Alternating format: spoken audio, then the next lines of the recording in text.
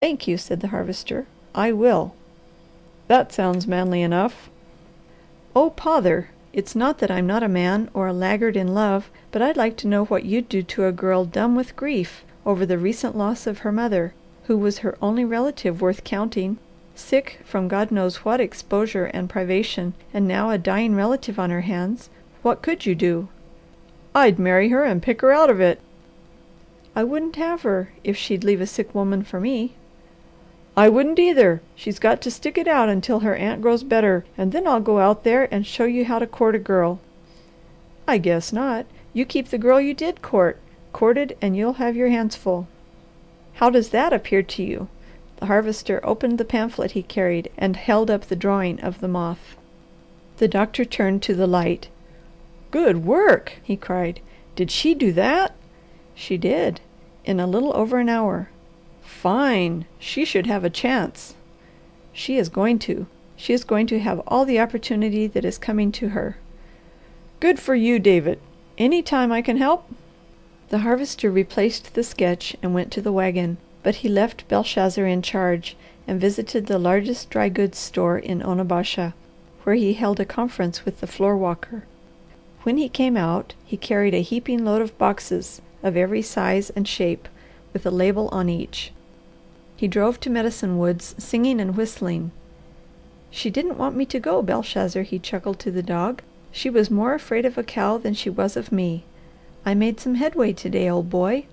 She doesn't seem to have a ray of an idea what I am there for, but she is going to trust me soon now.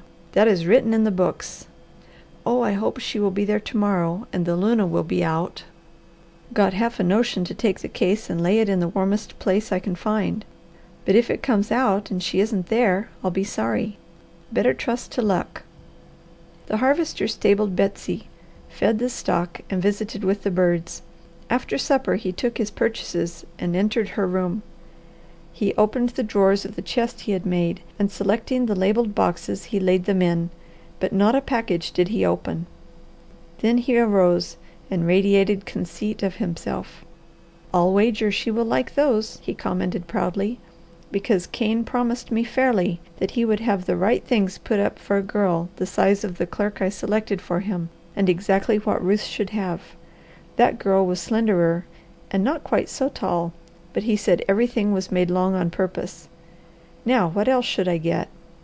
He turned to the dressing table and taking a note book from his pocket made this list: rugs for bed and bathroom, mattresses, pillows, and bedding, dresses for all occasions, all kinds of shoes and overshoes. "There are gloves too!" exclaimed the Harvester. "She has to have some, but how am I going to know what is right? Oh but she needs shoes!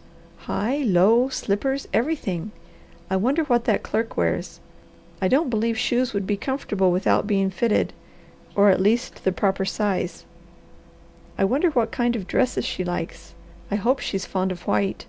A woman always appears loveliest in that. Maybe I'd better buy what I'm sure of and let her select the dresses. But I'd love to have this room crammed with girl fixings when she comes. Doesn't seem as if she ever has had any little luxuries. I can't miss it on anything a woman uses. Let me think." Slowly he wrote again: "Parasols, fans, veils, hats. I never can get them. I think that will keep me busy for a few days," said the Harvester as he closed the door softly and went to look at the pupa cases. Then he carved on the vine of the candlestick for her dressing table, with one arm around Belshazzar, reread the story of John Muir's dog, went into the lake, and to bed.